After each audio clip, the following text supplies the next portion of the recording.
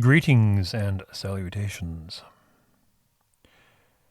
So, I've been writing relatively regularly since my mid-teens. Storytelling has been something that I've always had a fascination with from as far as I can remember. I mean, it ties to the drawing, no doubt.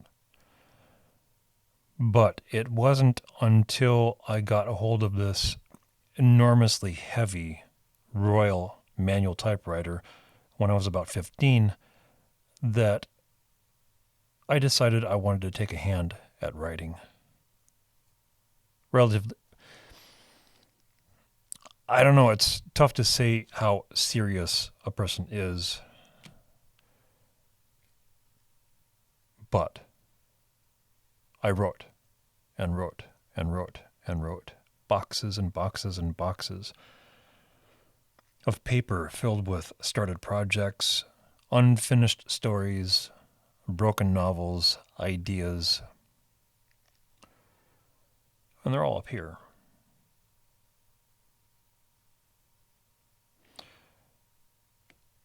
So, not to belabor the past so much, that I come to find that I have about, 4, 5 finished novels. Now, some of them, they're a little small, they're a little short, and some that are, they're different. They're different sizes. They range quite a bit. A lot of it depends on what the story's about. And so, what this is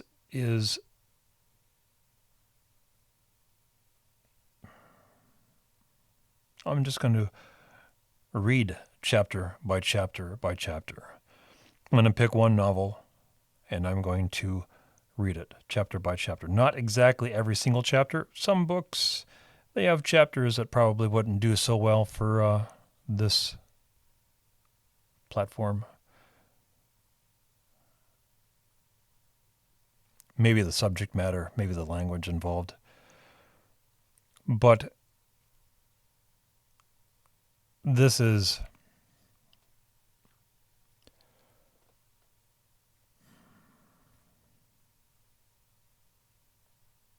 well,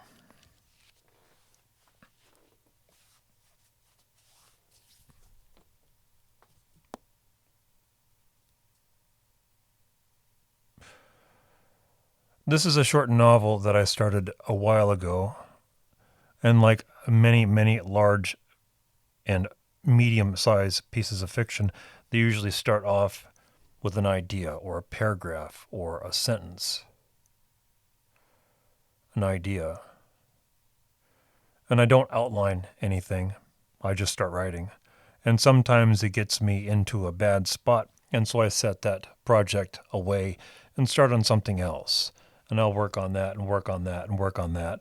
And then, this isn't working well, so we'll just kind of like set that off to the side. This little project here or this little project there. We'll just kind of cycle through a whole bunch of different projects until, before you know it, I have 5 or 6 novels completed.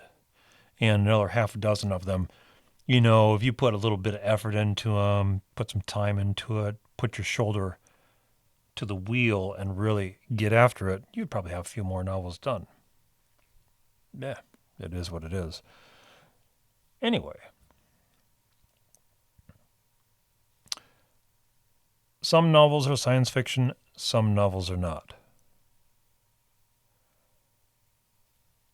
This one is not. And again, I'm going to start with the shorter novels. This is, someone who likes to rewrite everything to death. I can't like to say that it's entirely 100% done, but it's as close as it's going to be. And from here on out, this will be the final stages of the editing process, because that was something that I'd worked out the possibility that, you write everything and it's in the head, it's in your brain, you're translating it inside, but if you read it out loud, sometimes you get a different context. The sentence that sounds right in the brain doesn't really sound right externalizing it. And so this has kind of become the idea of the last stages of the editing process. Kind of a tedious way of explaining this. But anyway, this is a revenge story. A short little revenge story. I'd worked out several different drafts and figured that just telling the story as it unfolds, we'll see how it goes. The title of the book is Blood and Briar, and this is the first chapter. Coffee. The long-standing oak tree twisted like a dead man's hand, knotted and buckled branches hanging over a fence grown slack with age. The tree appeared as if it had been there for 1,000 years, and would be there for 1,000 more. The fence was a rustic mix of weathered plank and old patches of tin wired to rusting fence posts. The posts crowded with crabgrass, vine, and thistle.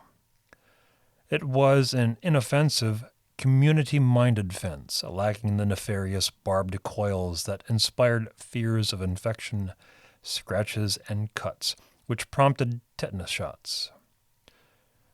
There were places outside of town where barbed wire stretched along feral wild-grown fields or were hidden in the grass under patches of overgrown nettles. Barbed wire had a local reputation to maintain of protecting property no one desired to violate. Pressed against broken barns and abandoned houses, overlooked because there was no property worthy of trespass. To one side of the fence was an old house leaning against its olden frame. The foundation walls, as with the bedroom walls and living room walls, were suspended in slow collapse, exposing ancient field stones dressed in rough concrete. There was no gaping sinkhole or pit where the dirt spilled into the basement, only that the house slumped like a drunkard over the crude walls that held it upright. The windows and door frames fell out of square, some panes of glass cracked from the pressure of the shifting structure. Cottonwood seeds sprouted in the choked gutters along the west and east walls, becoming something of a short forest for squirrels jumping between house and the treetops bounded over.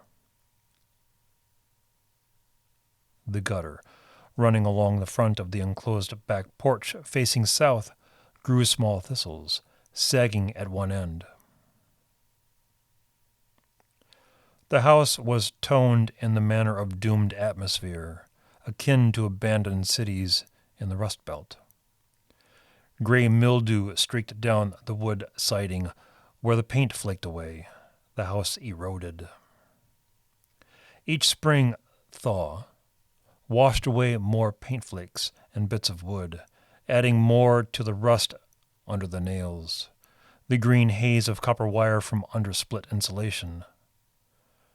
Where the paint peeled away, there were previous layers like the prehistoric walls of a canyon, oil-based paint stained yellow from sunlight and dust. Moss bubbled up from under the leading edges of shingles and through the corners of window frames. Concrete sections of the front walk were dislocated from tree roots making their way underneath, and from the contraction and expansion of frost and thaw, the heat cycles of the seasons.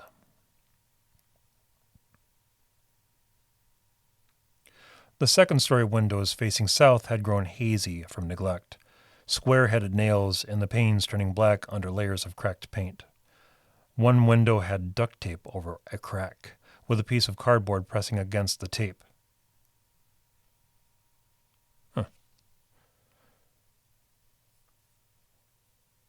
One window had duct tape over the crack, with a piece of cardboard pressing the tape against the glass from inside. Yeah, I just can't read right.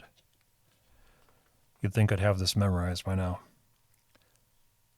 The backyard was pockmarked with crabgrass and burdock, and some thistle near where there had been a garden. Pockets of dandelion scattered over the whole yard, in full bloom where the sun always shined.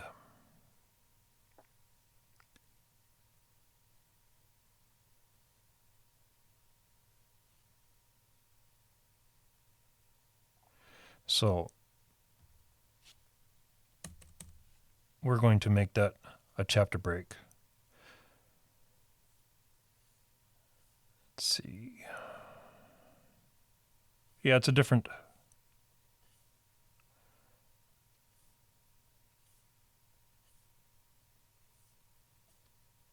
Yeah. I'm not a very good professional reader, so we'll just leave it at that. And I have read this before, but I am a neurotic, I guess you could call it neurotic or compulsive reviser, adding and adding and adding and adding. So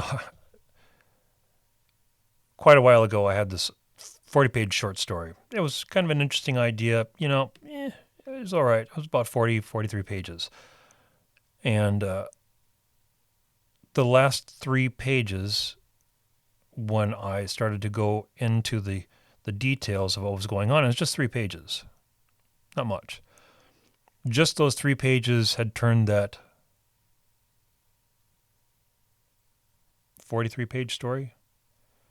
I think it currently has, let's see, where do I have it here?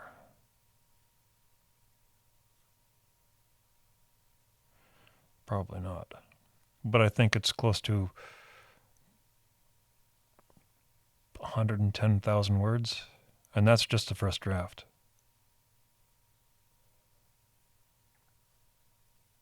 Yeah, I don't have it here right now.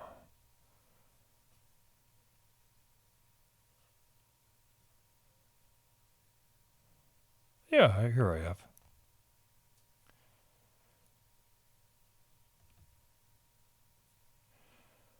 Let's see.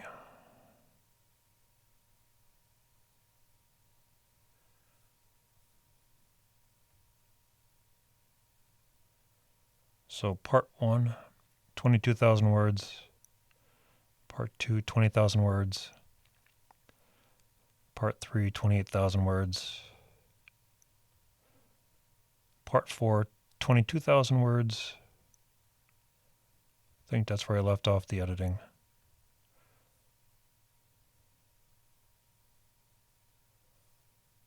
And this was one of the... I really liked the story, but it just kind of was getting into some weird weeds. So, anyway.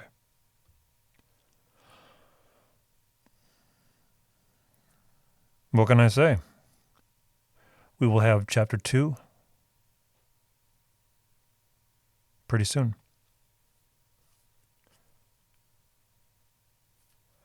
Thank you for watching.